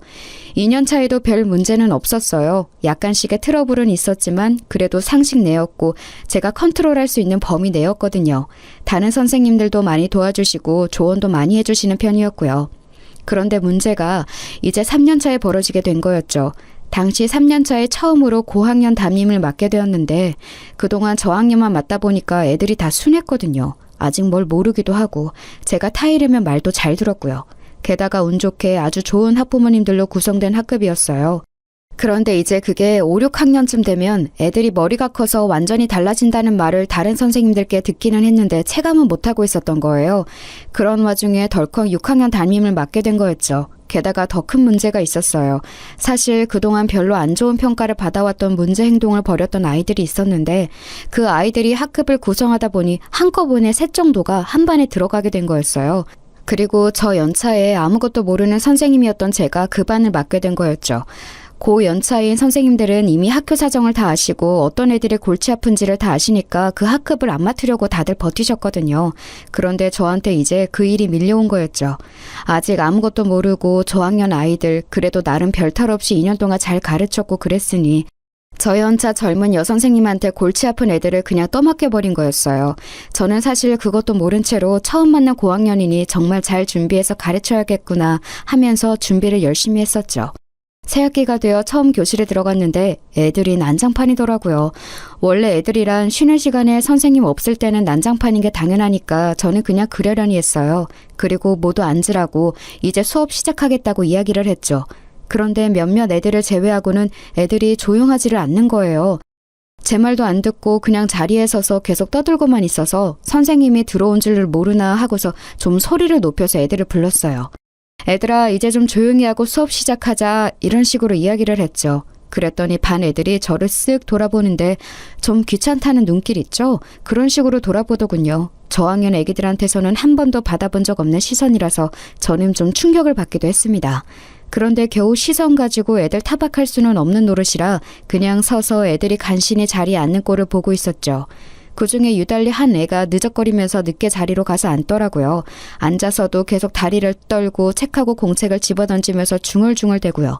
솔직히 저는 그 애가 요새 문제되는 발달장애라도 가진 아이인 줄 알았어요. 하지만 제가 이 반을 맡을 때 그런 특성을 가진 아이는 없다고 알고 있었고 전달받은 바도 전혀 없었거든요. 그래서 좀 수상해서 걔를 자세히 들여다보고 있었죠. 첫날은 어찌어찌 지나갔는데 바로 그 다음날부터 시끄러워지기 시작했어요. 다음날 제가 수업에 들어가니까 애들이 여전히 떠들고 있더라고요. 그래서 다시 자리에 앉으라고 이제 수업 시작한다고 제가 소리를 좀 높였어요. 그런데 애들이 왁자지껄 떠들고 있으면 제 목소리가 충분히 안 들릴 때도 많이 있거든요. 그래서 하도 앉지 않기에 조금 더 크게 말을 했었죠. 그날도 애들이 귀찮다는 듯한 얼굴을 하고서는 미적거리면서 자리에 가서 앉았어요. 그런데 몇몇은 아예 제가 왔다는 사실을 알고 제 얼굴을 보고서도 교실에 서서 계속 저희들끼리 장난을 치고 있더라고요. 심지어 그 와중에 한 애는 교실 바닥에 찍찍 침을 뱉어대고 있었어요. 저는 애들한테 다가가서 화가 나는 것을 참고서 조용히 지시했습니다. 자, 애들아, 이제 수업 시작할 텐데 자리에 가서 앉아야지. 싫은데요? 순간 저는 귀를 의심했습니다. 아무리 요즘 애들이 건방지다고는 해도 초등학생이 이런 식으로 선생님한테 말대답을 할 수 있다니 믿을 수가 없었어요. 아무리 고학년이라고는 해도 아직 중학교도 들어가지 않은 아이들이었는데 말이죠. 자리에 앉아야 해요. 그래야 친구들하고 같이 공부를 하지. 하지만 어쨌든 요즘은 안 좋은 말로 꾸중이라도 하면 학생들이 도리어 선생님한테 반발한다는 것을 알고 있었기 때문에 저는 좋은 말로 타일렀습니다. 그렇게 건방진 아이들이 이런 말에 제대로 순응할 거라는 기대는 저도 하지는 않았지만요. 싫은데요? 저 여기 서서 들을 건데요? 제 마음대로 할 건데요. 선생님이 뭔데 저한테 자리에 앉아라 말아요? 그 애는 숨도 쉬지 않고 저한테 따발총처럼 건방지게 말을 쏴댔습니다. 학교 애들이 전부 못된 건 아니었어요. 얌전하고 착한 애들은 놀란 채로 저와 그 학생의 눈치를 보고 있었죠. 하지만 그의 주변으로 하필 그 품행이 바르지 않은 애들이 모여 앉아 있어서 걔네들은 제 얼굴을 보면서 희죽이고 웃고 있었어요. 제가 당황해서 얼굴이 굳어지는 반응을 즐기는 게 뻔했죠. 저는 겨우 교사로 일한 지 3년째 된 어린 선생님이었고 학생들이 이렇게 노골적으로 반항하는 것을 처음 겪어서 너무 당황했어요. 글쎄 이걸 교사 자질이 없다고 말씀하실 수도 있겠지만 누구든 교사라는 직업의 경험치를 다 쌓은 후에 교사가 되는 것은 아니거든요. 저도 당시 저연차 교사로서 아이들에 대한 경험이 무척 적은 상황이었고요. 솔직히 그러면 안 되는데 저는 저도 모르게 목소리가 높아졌어요. 선생님한테 그렇게 말하면 안 되는 거야. 버릇없이 이게 무슨 말버릇이니? 선생님 지금 저한테 소리치셨어요? 학생한테 소리 지르면 안 되는 거잖아요.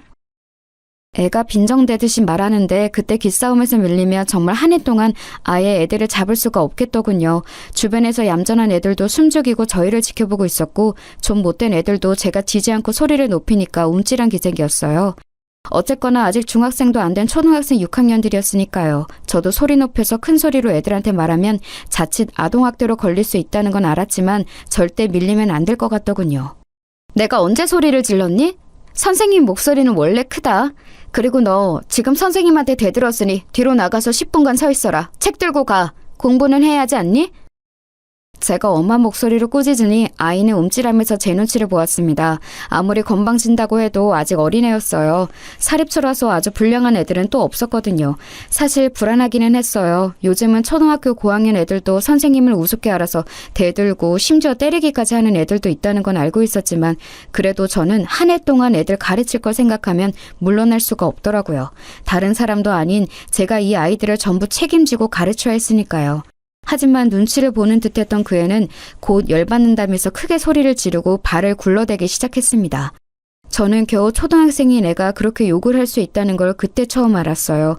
물론 요새 초등학생들이 정말 어른 못지않게 더러운 말도 하고 거칠 수 있다는 건 알았지만 눈앞에서 실제로 목격하는 건 완전히 다른 일이죠.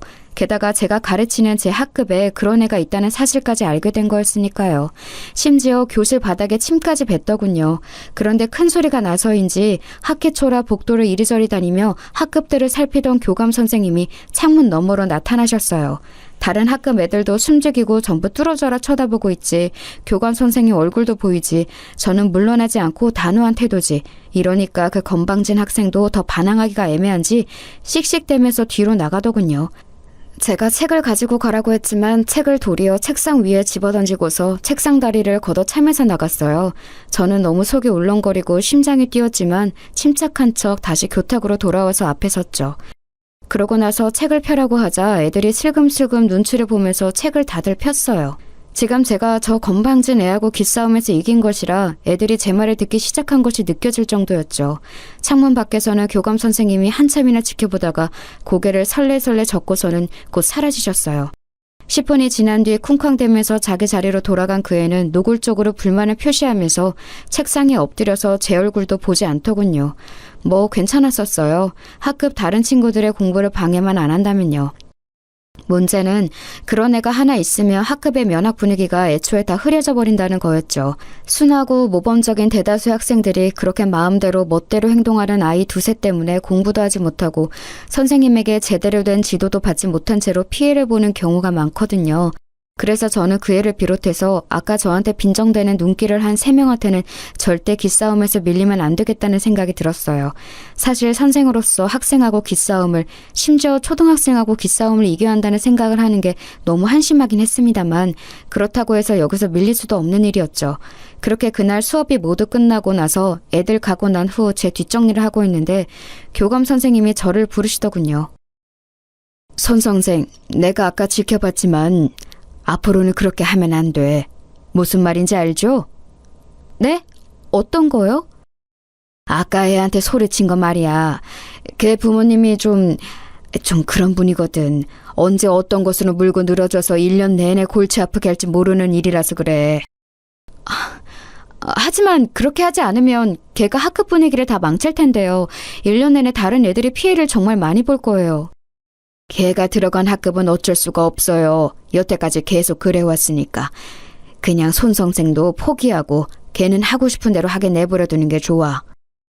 교감 선생님은 걱정스러운 얼굴이셨어요. 하지만 동시에 저는 교감 선생님 표정에서 긁어 부스럼 만들지 말아라 라는 의미도 읽을 수 있었죠. 그냥 걔를 내버려두기만 하고 6학년이니 딱 1년만 참으면 졸업시켜서 잊어버릴 수 있다는 뜻이기도 했을 거예요.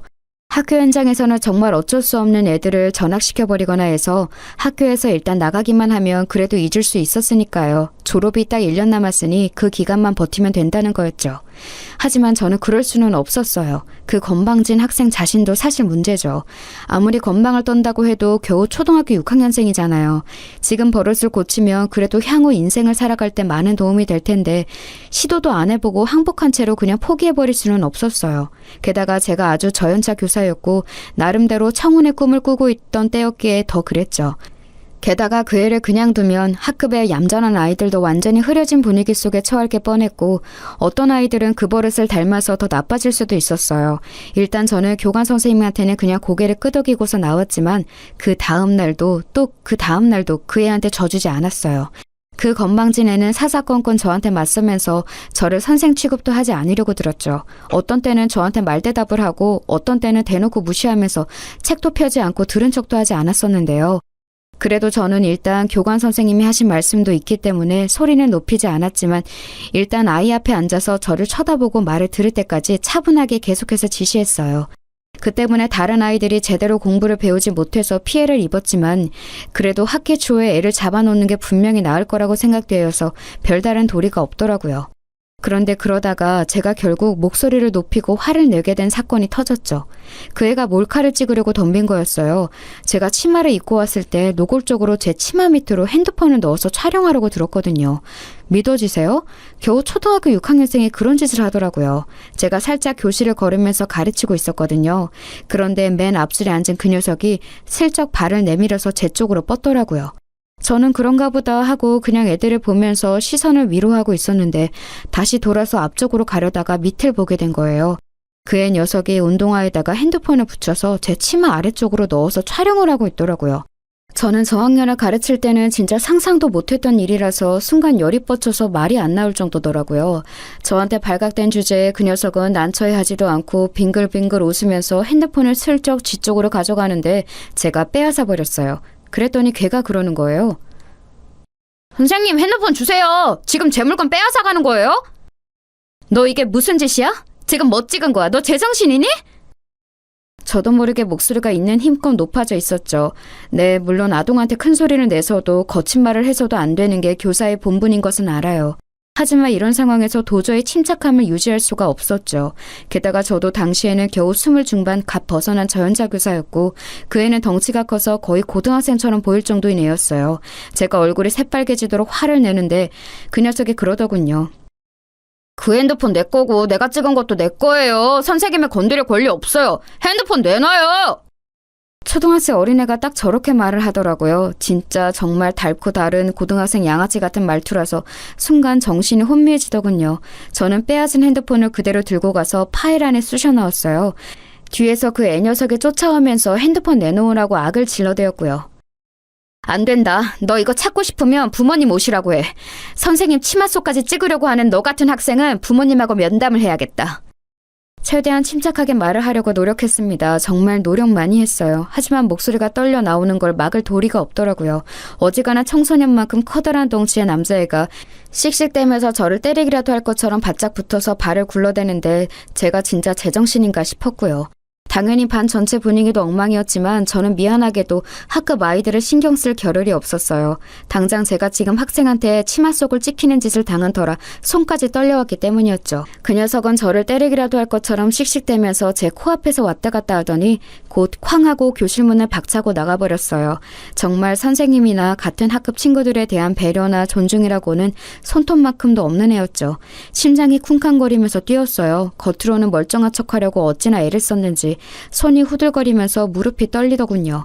하지만 지금 학급 애들이 저를 쳐다보고 있었기 때문에 거기에서 제가 약한 모습을 보일 수는 없었거든요. 그랬다가는 남은 애들 중 좀 삐딱한 애들까지도 저를 우습게 볼 게 너무 뻔했기 때문이었어요. 그러면 정말 남은 기간 동안 이 학급 애들하고 같이 지내고 가르치는 게 악몽이 되길 뻔했죠. 이를 악물고서 괜찮다는 듯이 얼굴을 가다듬고서 마치 걔가 원래 없던 것처럼 그냥 수업을 진행했어요. 그 녀석하고 비슷한 성향인 애들이 눈치를 보면서 딴지를 걸까 말까 하는 게 느껴졌지만 아무런 표정 변화 없이 그대로 쭉 수업을 진행하니까 말없이 수그러들더군요. 아마 제가 조금이라도 흔들렸다면 그 녀석들까지도 저한테 대들면서 비웃고 나가버렸을 게 뻔했어요.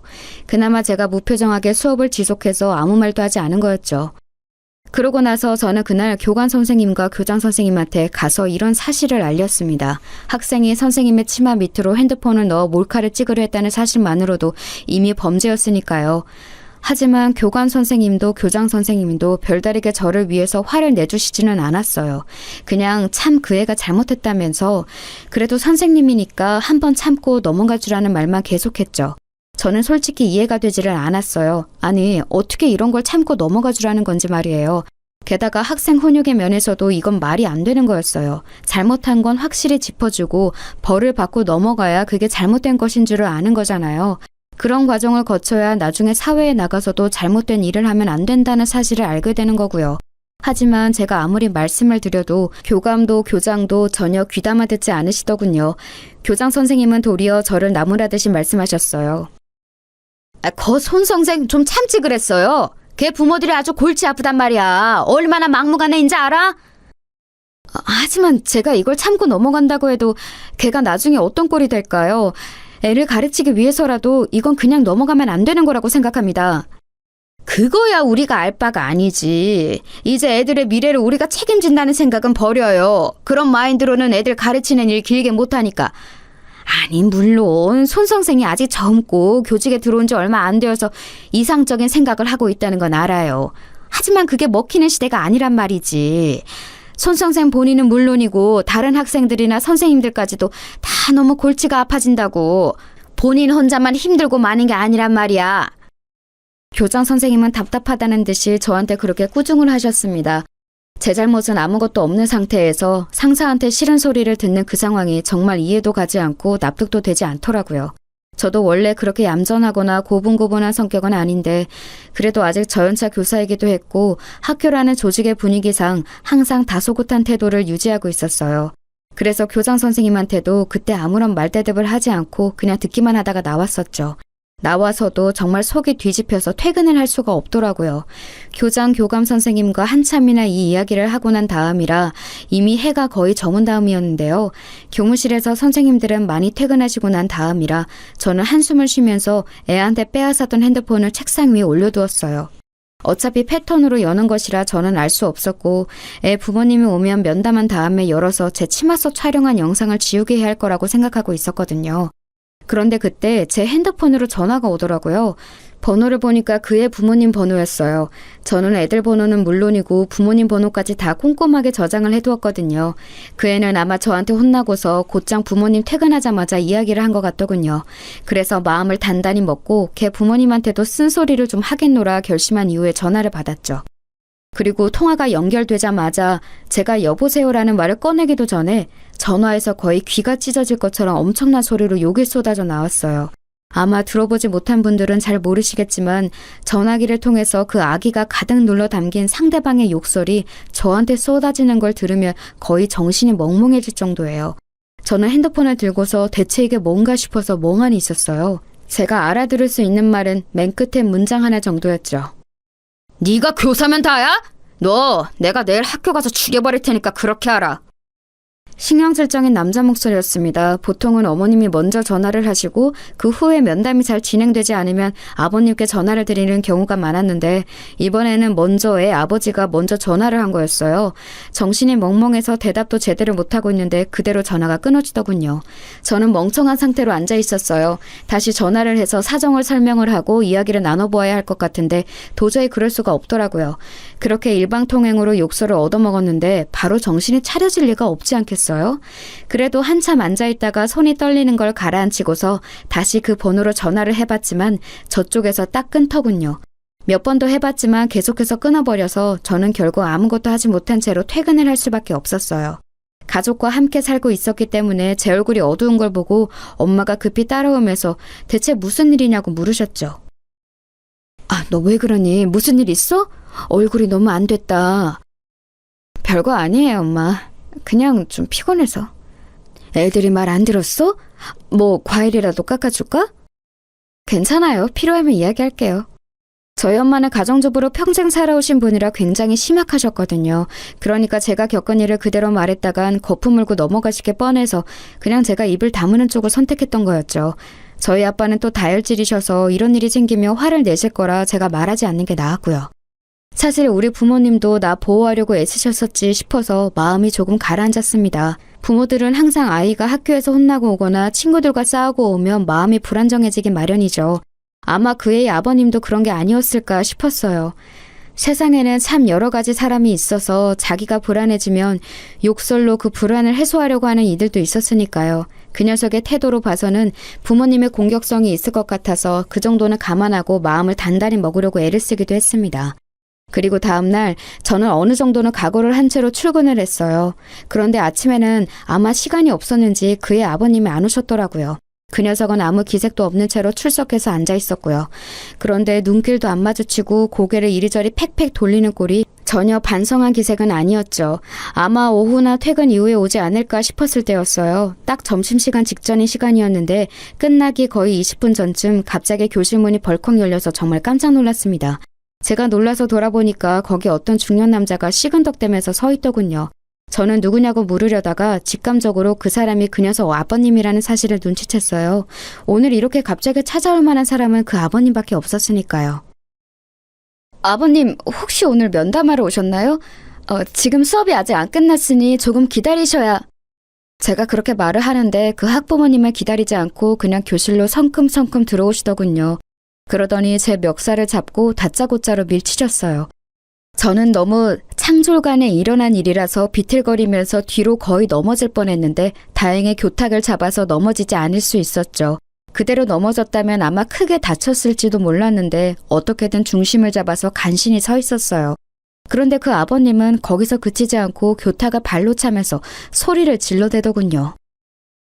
네가 선생이면 다야, 어? 야, 네가 내 아들 핸드폰 뺏어갔어? 그거 너 강도질이야, 알아? 네가 무슨 권리로 애 핸드폰을 빼앗아가? 너 공산당이야, 어? 남의 재산을 왜 손을 대? 그 아버님은 정말 말도 안 되는 소리를 하면서 목에 핏대를 세워가면서 소리를 질러댔습니다. 저는 그 아버님이 들어오자마자 제 멱살을 잡고 밀쳐서 놀라 손발이 떨리는 와중에 마구잡이로 고함까지 질러대니 견딜 수가 없었어요. 제 나이 겨우 20 중반 조금 넘었을 때였는데 저 연차 교사가 감당하기에는 힘든 일이었죠. 학급 아이들이 전부 다 놀란 눈으로 저를 쳐다보고 있는 가운데 그 녀석은 저를 비웃는 얼굴로 빙글빙글 웃으면서 쳐다보고 있더군요. 그리고 그 녀석 주변으로 앉은 비슷한 놈들도 희죽거리면서 쳐다보고 있었고요. 정말 머리가 아득해지는 기분이었어요. 그리고 너 뭐 애한테 소리를 질렀다며? 야, 너 그거 아동학대인 거 알아? 죽을라고 이게 확. 내가 너 고소해서 교사 잘리게 만든다, 알아? 이런 게 선생이랍시고 자리 보존하고 앉아가지고 애한테 소리나 지르고 말이야. 아버님 진정하세요. 일단 말씀이라도 좀 들어보시고. 야, 됐어. 내가 지금 교장하고 교감한테 가서 단판 짓고 올라니까 너 진짜 가만 안 둔다. 그렇게 고함을 지르고서 그 아버님은 순식간에 애를 데리고서는 교실 밖으로 사라져버렸어요.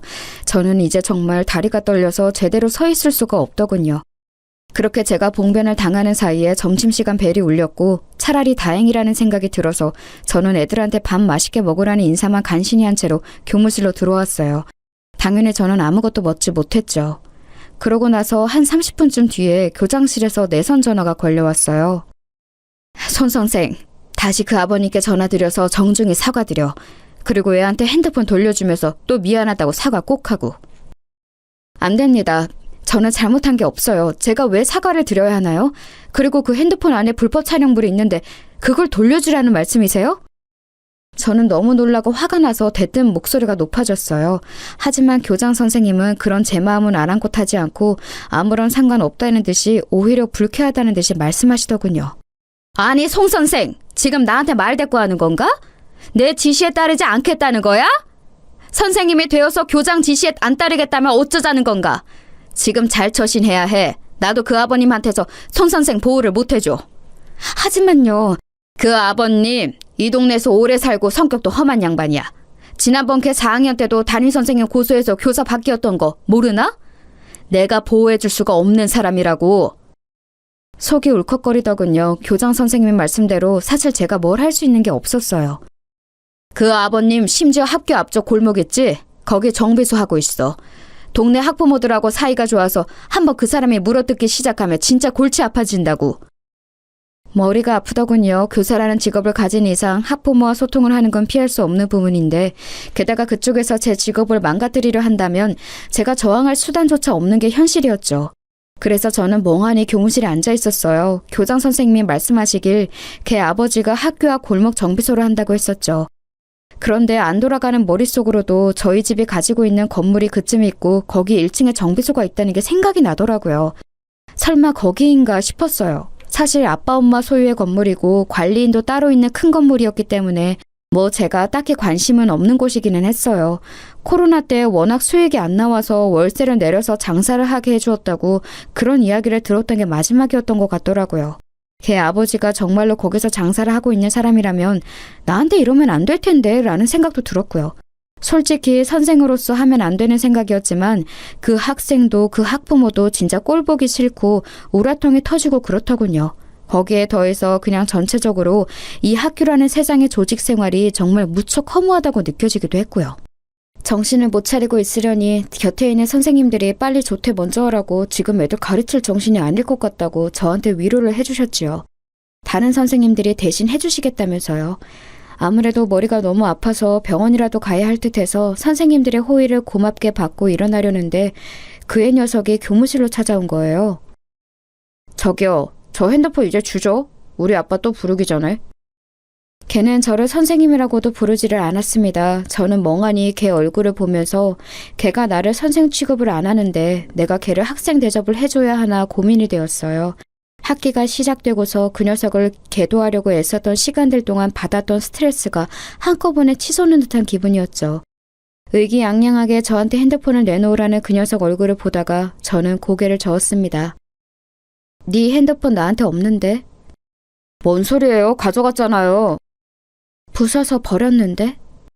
아, 뭔 소리예요? 가지고 있잖아요. 뭘 버려요? 걔는 당황하면서 저를 몸으로 밀치고 제 책상 서랍이 열려고 했어요. 그때 옆자리에 있던 선생님이 몸으로 얼른 끼어들면서 걔를 막아서섰죠. 아, 뭐 하는 거니? 지금 너 다른 사람 물건 막 만지는 거야? 돌아가서 그냥 네 부모님하고 상의하고 다시 와. 선생님이 다 생각이 있으시겠지. 그리고 교무실에 있던 선생님들이 모두 같이 저희 쪽을 바라보셨어요. 많은 숫자의 시선이 있으니 과연 그 녀석도 더 행패는 못 부리고 씩씩거리다가 아빠 다시 올 거예요 라는 한마디만 남기고는 사라져버렸죠. 저는 머리가 아파서 견딜 수가 없어서 머리를 짚었지만 그래도 동료 선생님이 너무 고마워서 웃어 보였어요. 그 선생님은 빨리 병원에 가라고 제 등 뒤를 밀어서 내보내 주셨죠. 그런데 저는 가기 전에 책상 서랍에서 봉투 하나를 꺼내서 교정실로 향했어요. 다행히도 교장 선생님이 계시더군요. 왜 왔냐고 묻는 탐탁지 않는 눈길 앞에서 저는 봉투를 내려놓았습니다. 사직서입니다. 뭐? 아니, 그 아버지 때문에 그래? 뭘 그런 일 때문에 사직서를 내? 그 애한테 핸드폰 돌려줄 수 없습니다. 저 몰카 찍은 증거니까요. 그리고 그 아버지라는 인간한테도 사과 안 합니다. 못해요. 그러면 그 사람 송 선생 고소한다니까? 하라고 하세요. 아니, 이건 내가 지금 수리는 안 하겠네. 머리를 식히고 다시 내일 와서 내도록 해. 이런 식으로 굴면 그 학급은 다시 담임이 바뀌는데 애들은 생각 안 하는 거야? 교장은 준엄하게 저한테 반의 다른 아이들을 생각하라고 말씀하셨죠. 저는 순간 머릿속에 차게 식는 것 같아서 그럼 알겠다고 내일 다시 생각해보고 오겠다고 하고서 돌아섰습니다. 조퇴하는 길에 마음이 정말 두 갈래였어요. 그래도 대학부터 임용고시 교사로 임해서 현재까지의 모든 세월을 다 허송세월로 돌리게 되는 사직서보다는 이번 일 그냥 꾹 참고 넘어가는 게 낫지 않을까. 하지만 그렇다고 이런 환경 속에서 계속 교사 일을 끌고 가는 것보다는 아예 그만둬버린 게 낫지 않나. 머릿속이 정말 혼란스럽더군요. 게다가 제가 그만두면 반의 담임이 또 바뀌게 되니 얌전하고 순한 다른 학급 아이들은 피해를 보게 되는 거였어요. 그래서 너무 고민이 되어 집에 가서도 멍하니 정신을 차리지 못하고 있는데 제 핸드폰으로 전화가 오더군요. 번호를 보니까 또 그 아버지였어요. 저는 그냥 번호를 내려다보다가 받지 않고 끊어버렸죠. 그러더니 전화가 또 오고 또 오고 계속 끈질기게 오는 거예요. 마치 무슨 스토킹이라도 하는 것처럼요. 저는 정말로 핸드폰을 그냥 꺼버릴까 했는데 사직할 각오까지 한 마당에 대체 이 인간이 또 무슨 소리를 할까 궁금해서 한 10통쯤 전화 왔을 때 전화를 받았어요. 그랬더니 예상했던 것처럼 또다시 욕설이 줄줄이 튀어나오더군요. 야, 너 내가 기회 줬는데 또 애한테 지랄했어? 뒤진다 진짜. 교장이 설설 기면서 한 번만 기회 달라고 해서 봐줬는데 핸드폰을 부쉈다고? 너 제정신이냐? 저는 이게 욕설 듣는 처음이 아니라서 이미 익숙해진 건지 그렇게 막 화도 안 나더라고요. 그냥 듣고 있자니 조용해서 저쪽은 더 화가 난 것 같았어요. 야, 왜 대답이 없어?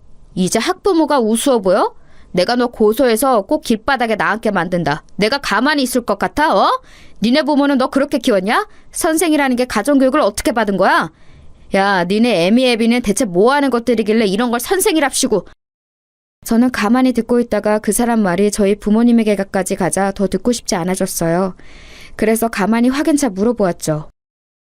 아버님, 이 동네에서 정비소 하신다고요? 그래, 내가 여기 아는 사람이 몇 명인데 내가 학부모들하고 이야기해서 너 가만히 안 둔다. 애 핸드폰 들고 와서 우리 집 앞에서 무릎 꿇고 사과해. 네 부모까지 와서 무릎 같이 꿇어. 듣다 보니 이게 정말 요즘 말하는 진상 학부모구나 싶더군요. 그래서 저는 그냥 내일 뵙죠 라고 말하면서 전화를 끊었어요. 또다시 전화가 왔지만 아예 그 번호를 차단시켜버렸죠. 저는 그렇게 하고서 거실로 나갔어요. 제 방에 아무 말도 없이 들어가서 저를 걱정하며 안절부절 하시던 엄마가 저한테 얼른 달려오셔서 제 손을 붙들고 소파로 가서 앉으셨죠. 대체 무슨 일이야? 너 뭐 큰일 있지? 계속 얼굴이 너무 안 좋아. 엄마 나 사직하려고.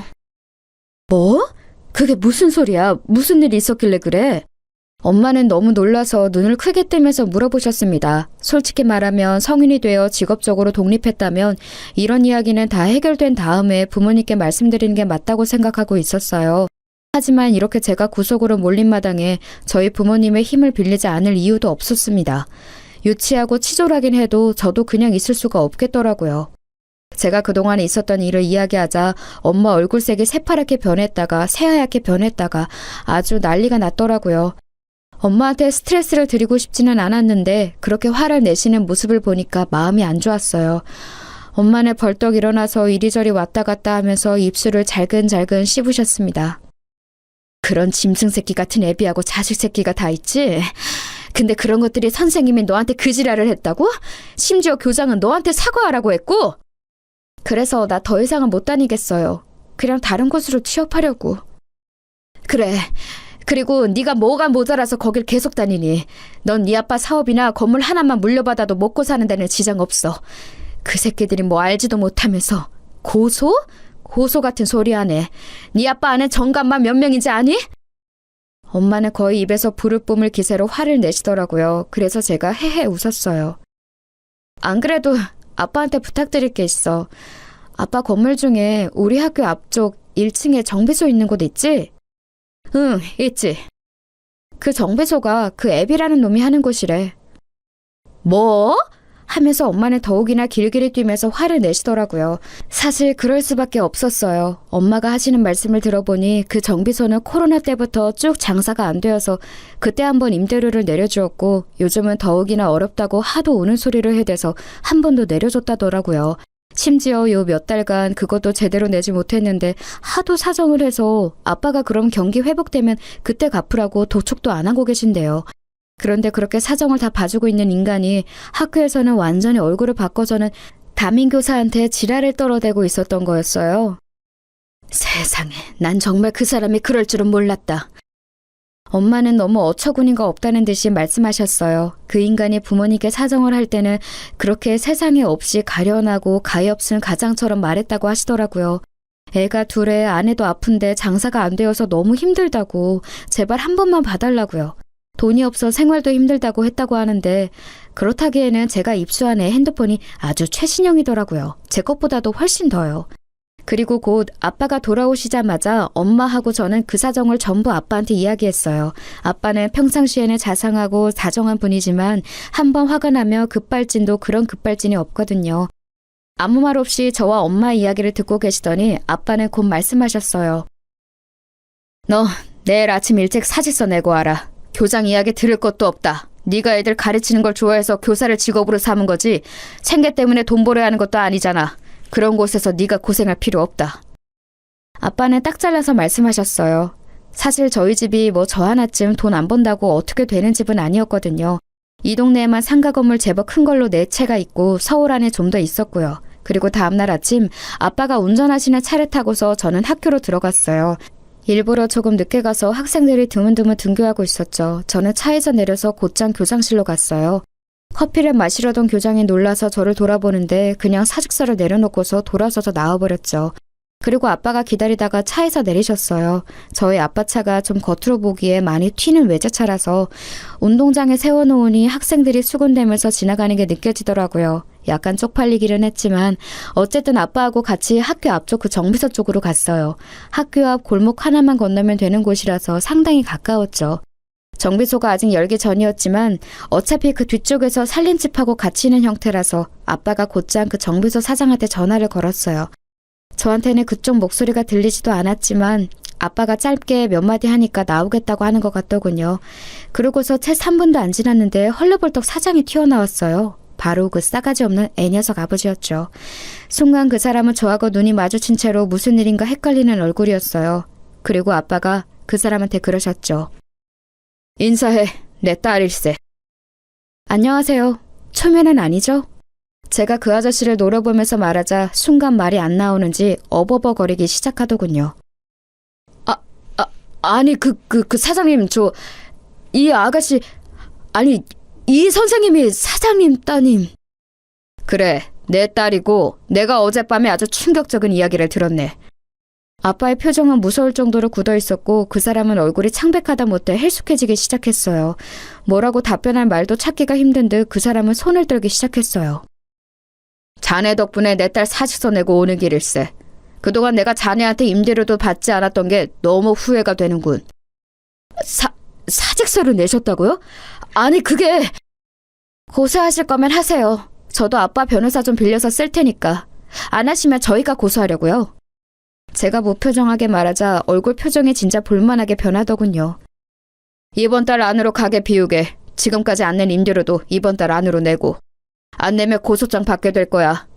라고 말씀을 남기시고서 아빠가 돌아서셨어요. 그 아저씨가 달려와서 아빠 바지가랑이를 붙들고 늘어지는데 아빠가 저 먼저 집에 가라고 손짓을 하셨죠. 그러고서 저는 그냥 집으로 와버렸어요. 아빠한테 매달리고 울고 불고 난리였던 모양이지만 아빠가 봐주지 않고 곧장 가게 비우라고 선고를 해버리셨더라고요. 안 그러면 정말 법적으로 절차를 밟는다고 하셔서 결국 그달 안에 그 정비소는 허겁지겁 이사를 나갔고요. 물론 살림집도 같이 있었으니 거의 나앉다시피 한 모양이었어요. 소문으로는 어디 반지하 집으로 가서 살고 있다고 하더라고요. 아빠의 선의에 의지해서 살던 사람이 저한테 고약한 짓을 하려다가 된소리를 맞은 꼴이라 별로 불쌍하지도 않았었죠. 결국 저는 교사를 그만두고 일반 회사에 취업해서 다니고 있어요. 당시를 생각하며 다시 교사를 하고 싶은 생각도 들지 않네요. 요즘 교권 추락으로 여러 사건이 많은데 다시 한번 제 경험이 생각나고는 한답니다.